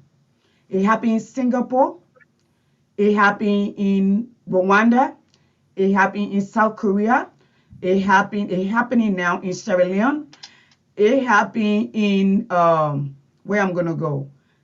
Tanzania, not too long ago, it took 5 years for John Magufuli to put Tanzania to a middle class. It would take one person, require the power of one, the change reaction. People say, don't take one. What it would take, the tap of the ticket in Liberia, one person. I hear people say, in America, I don't know about you because I don't live there before I visited, right? People who go into government, 90% of them are people who have paid their dues. They got records. They are self-made, okay, before they go into government. I'm talking about the high level. They're Mhm. self-made. They are not coming there because they want to get rich. They're coming there because there's certain thing that they see they want to change. They want the power to impact the future, right? Now, you know, when people talk about American business, because like when people want to know about Donald Trump was never a successful businessman. Donald Trump filed every bankruptcy, used every asset in America that he can get away with. Okay, he have not been successful. Had it not been for the bankruptcy different clause, Donald Trump would be a homeless man. But let's go back to the father, the man they call the father of America. George Washington was an astute businessman. What accomplished businessman. I can give you some. Abraham Lincoln was a businessman. All right. Let me just name it. Andrew Johnson was a businessman. Warren Harding was a businessman. I can name a few of them. Okay. Hoover was a businessman. You can find that successful business people, and there was successful president who led. All of y'all know Abraham Lincoln was the one who signed the Emancipation of Proclamation, and they ended up killing him for that. So me, black person, can be able to come to America. So when we want to compare, Donald Trump was an exception, was a reprisal. Donald Trump was a payback for making a black man president. So he was, and that's why we voted him out. So the way forward is entering. We, you, Linford, and any other person that will watch this video, if you are a Liberian and the future of Liberia is paramount to you. I remember when Prince Johnson told we are before the second round to Nima County, I did a video. I will post it on your post. And the Nima people were coming. We are no go lewe. We are go gapia. We are come for us, eh? We dying, yo. And we are turn around and say, if education could develop nation, look at your country, look at the housing, look at the hut you're living in. Then they start yelling, clapping. We are no go lewe. We are go gapia. We are come for us. We are save us. Our people actually did believe. But we cannot elect people based on sweet mouth. You must elect people. If you want to elect somebody, they gave you the money. Ask them, how did you get into this money? How did you get rich? What did you do to get rich? Where is the money coming from? Does it have character and integrity behind it? We have promised us that he was going to give us protection as women. He was going to use our money that the people, because you learn for talk about Lanco being happening in 1960. Our people said they were tired. They wanted change in the right direction. But was a fiasco change. I saying it. That's why a woman like me, I go to Washington. That's why a woman like me, I write. Okay? Let me before I go. This is what I wrote on Thursday when I don't know if you listened to Jerome Verdia interview with BBC. Yeah, I listened to it this morning. Okay. I sent it to you. Okay. And Prince Johnson is there, and Prince Johnson is playing. We will grab them, and then where we see them, we arrest them. And the last time that you went to Canada, he ran out because they told him they cannot guarantee his safety. And let me tell you what I wrote right away, right after, and to who I wrote it for. I wrote, today our hope is renewed. Our engine of hope have been lubricated. Thank you for the clear message sent to the Liberian government today, starting with Senator Prince Johnson, a man who has terrorized our nation and literally enslaved our people with intimidation under the premise of recurrence of war. A man who continued to walk around with impunity like the George Boley, the Alhaji G.V. Kromah, etc. You send a resounding message of hope and signal the beginning of the end of impunity. Thank you. That's my message to Up the Hill. All right? And there are more coming. There are more coming. So we start by holding them accountable. That's how we shape the future. We stand up to them. We preach and we make Liberia wholesome. Don't say my senator in Bon County that my senator. That's not true. When there's somebody, and speaking of senator, there's a woman called Veronica Renee that will be running in Bon County. I'm going to support her. All right? She has helped, she has worked in that area, and she's committed to that area. We will support women. For me, before I support you, I always told you, you saw some women that were running, I didn't support them maybe after the fight when they got in trouble. I don't belong on every woman table now because I'm a female. and they don't Yeah. belong on my table. If I don't Yeah. agree with you, if your belief does not align with mine, because we have the scene, anonymous does not automatically qualify me to be on your team or to be. You must possess the character and the intellectual ability to lead the nation. Yeah. Okay, not just beauty, but you should have something up there because when you get there, you're gonna be speaking for my daughters. I got three beautiful and brilliant daughters. You will be protecting their future. For that, Okay. I don't sit on every woman table. Yes. I'm caught up between the two women here, and we are on the program, the bottom line. Yeah, on this program, we discuss the issue. We get down to the nitty gritty. We don't. And someone said, Linfo, I'm not cutting you off. And since Yasini last statement, she just said something that brought my attention back from a Facebook comment that we had a struggle on when the issue of Yombli Kanga, the political leader of LP. And then Mhm. this person said was trying to preach the female card, and I'm like, you know, I'm like, no, I think this I just it's answered not. that question. Listen, Yeah, I if said if if it's if, if not gonna work. It's not no, gonna no, work. no, no. Mhm, Intro, let me say this. That's mhm. why I was honored to run campaign for Obama. Obama brought about we call it the missionary or the Jehovah Witness side of campaigning. Yeah, We for knocked her. at doors. We went to supermarket. We went to the door back and forth, and that was saved us to get Donald Trump at that how you call it. 95% Georgia have always been a red state and Republican state. We changed it into blue. You know why? Because we wanted the best man for the job. We wanted the person who understands how to record. So we can play that mail game to get a president, the very first black president. He was not perfect, but he was a man of unimpeachable character. He was a man of one husband to his wife. He was a great father to his daughter. He had over 15 honorary degrees that he earned for his community organizing before he came to the presidency. He became his own self-made millionaire by writing books for his intellectual ability. He owns a law firm or was a partner in the law firm, meaning he had business argument, was a businessman, and had his own money coming to the presidency. So there was no drama.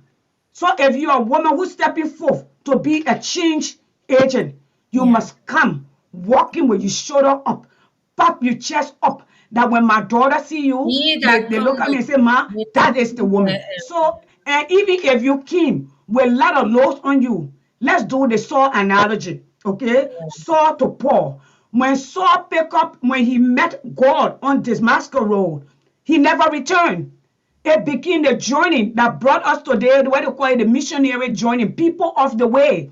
He never returned. So whoever becomes a Saul change to Paul, I'm hoping that Paul never go back to Saul, just as Saul did. And today, my husband preached the gospel.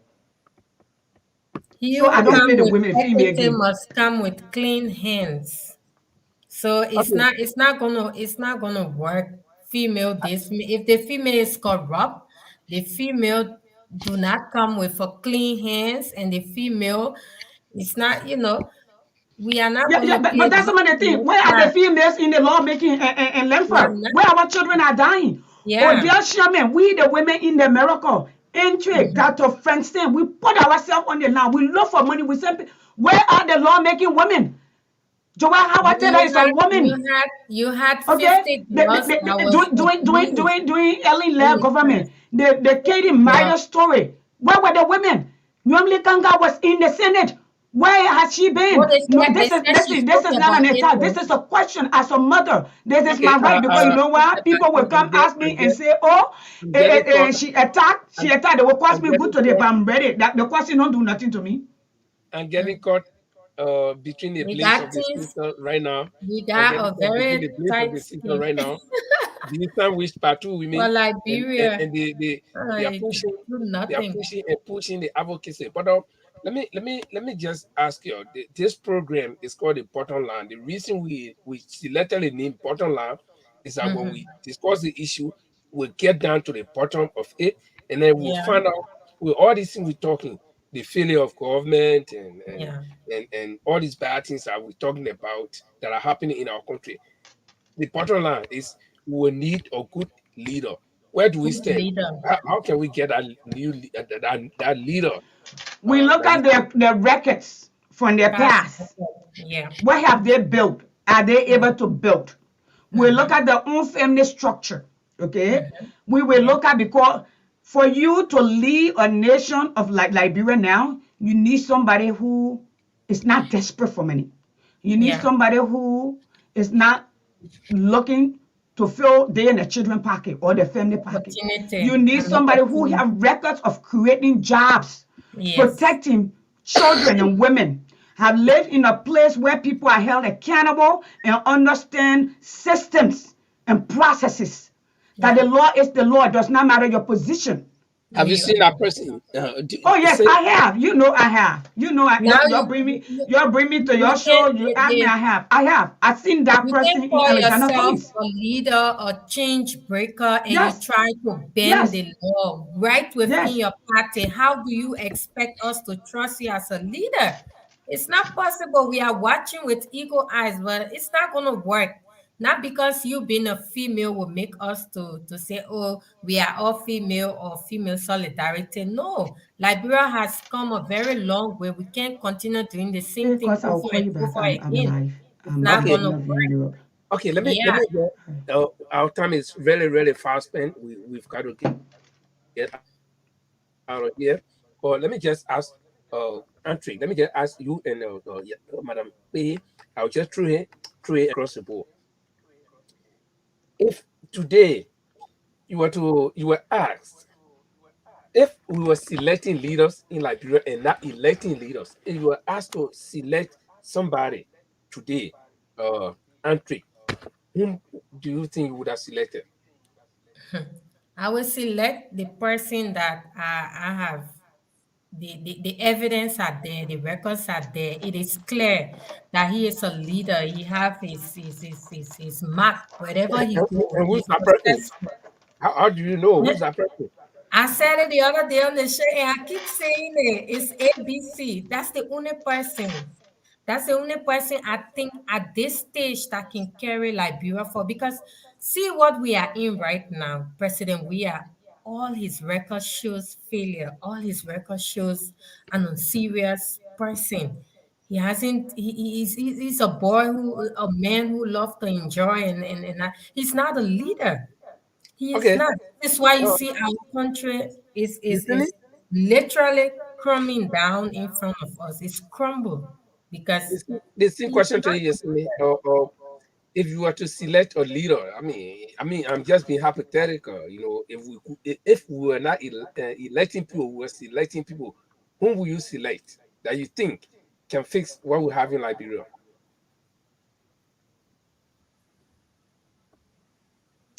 Well, actions have consequences.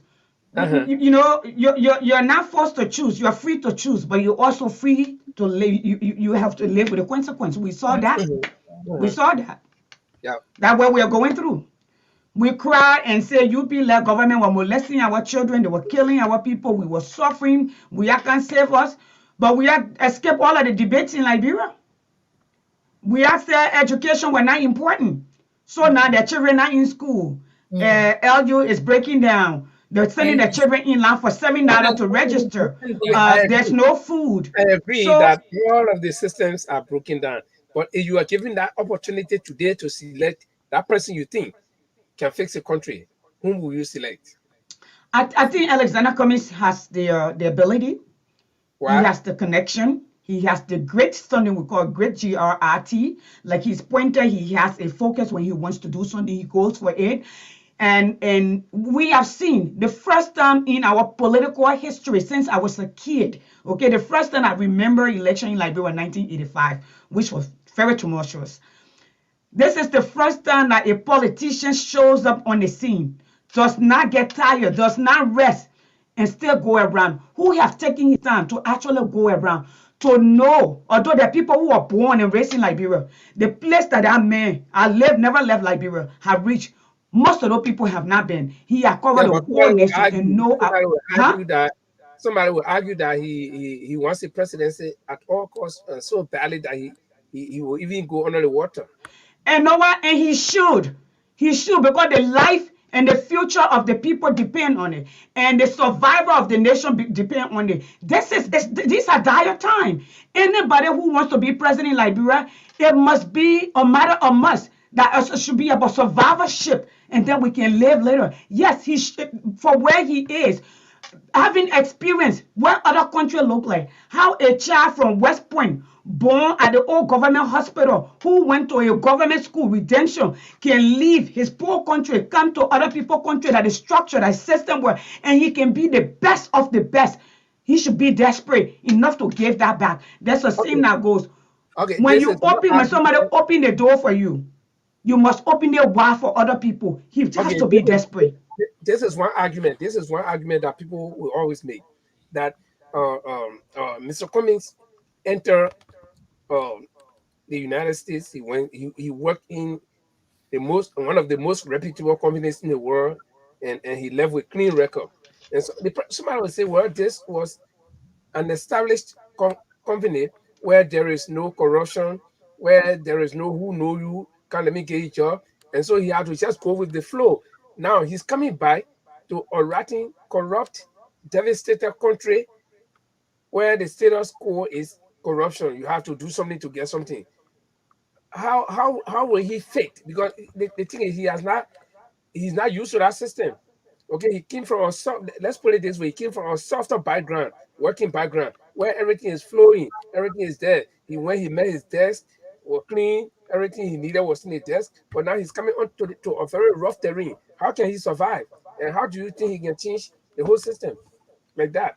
Those who say that they never work really in America, or they never work anywhere else, because when they say corruption, there are people that are very corrupt in America. You know about Bernie Madoff, Hmm. who ran a Ponzi scheme, run the company, and rape of millions of people. Why you think the Wall Street fell in 1999, even in 2007? That was because of corruption. A lot of companies end up filing bankruptcy. CEO end up going to jail. Some of them end up pleading the fifth. Some of them were pushed out. Some of them ran away. So if you are talking that, you got to be exceptionally naive to say that. So that the structure works with people. People are the one who make sure, they who supervise structure. Structure don't work for itself. Structure is something that is abstract. Their writings that are putting down what do you call it, schematics, we call it a roadmap. A roadmap is a structure. Where it says, I said to you, Lenford, you told me today, Yasendi, you are at work. I need you to come. Are you available? I said yes, but I can't be available until after work. Okay. Because I live in a structured environment, work in a structured environment, I could not go, if I were in Liberia, I would go stay there in my car and talk on your phone, okay, and go in whenever I want to. But because I work in an area where it says I have to learn to abide by the rules, okay, I must learn to abide by the rules. This is the way it works, right? So the rules are there. Liberia got structure. But the people who are supposed to uphold the structure, they refuse. Liberia have constitution. If you look at some of Liberia laws, Liberia has some of the most stringent, okay, and well spelled out laws. But the people who are the gatekeeper of those laws refuse. For instance, you got lawmakers who make laws, although the constitution said the resources of the nation need to be the citizen, it should be divided, maximized by the citizen. That's Article 7. But they write themselves a law and then ratify it to get some money. Why do people suffer? Then they tell you it's a law. That's not a law. If the citizens of Liberia, and that's why they're taking civic education out of it, is majority of the citizens of Liberia knew their rights and responsibility, they will run those buckers out. We did Okay. that here. They Okay. run them out. So, Auntie. Mr. Cummings, let me say, let me bring you to this place. When you talk Mhm. about the people being business for 100 years, they understand the nature of the business. Let me tell you something. Where Absalom Mattel sat is where Alexander Cummings sat on the other end. He was there to make a deal, whether it's fair, but in the interest of his stakeholders. Okay? So here's the difference. For the business segment, the business, the CEO or the negotiation is going through to benefit and profit the organization, which is the shareholders and the stakeholders, right?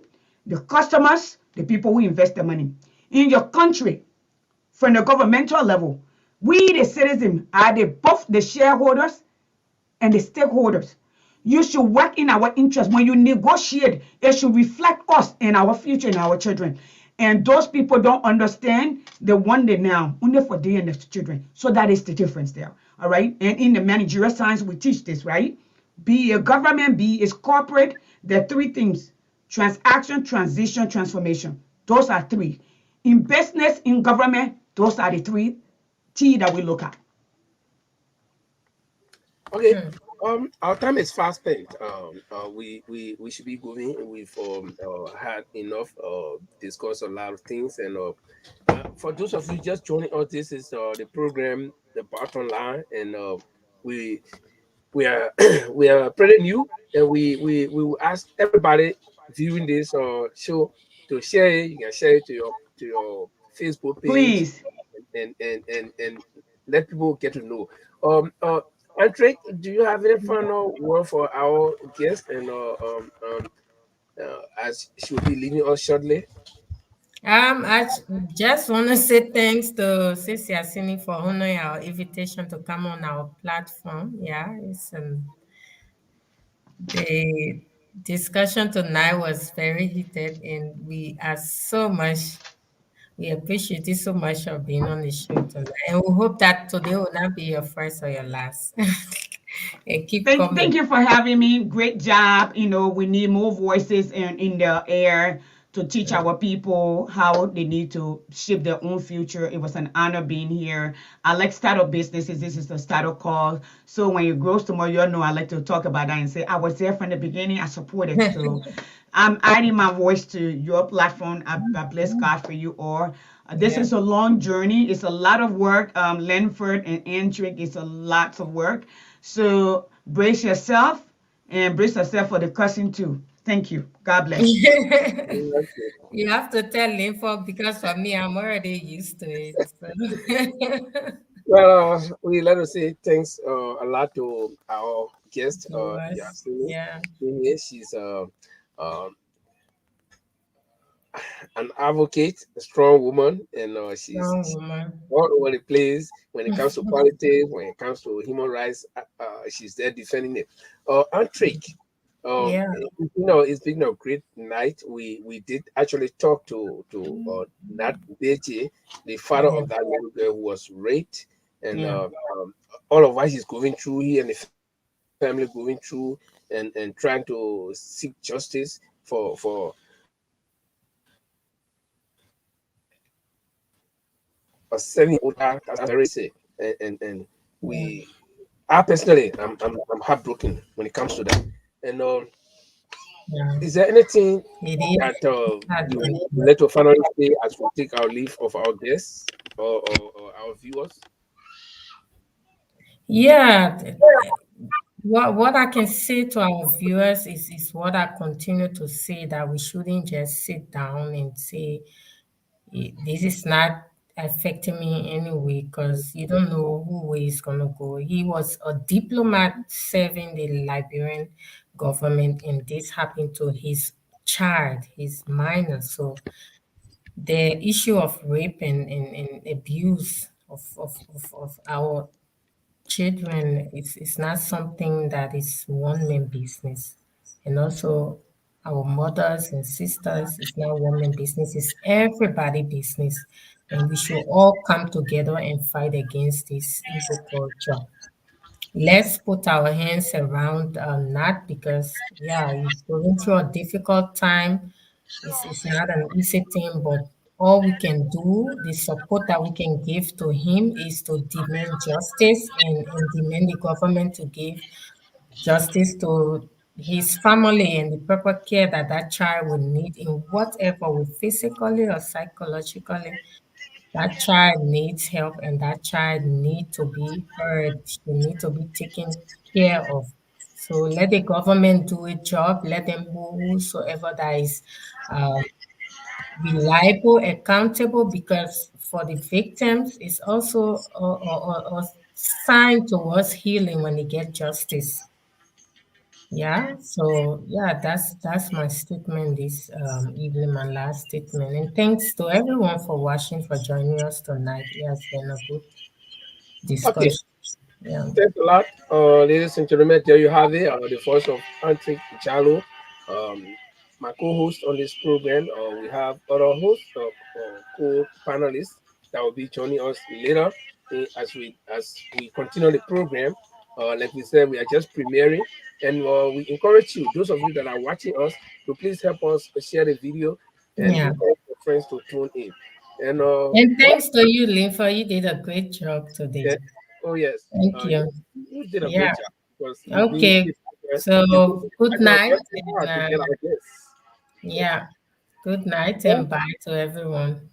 it was this is music from Zach and Chiba, and that will take us home on this edition of the program, the bottom line, and we'll be here next time to bring you more information.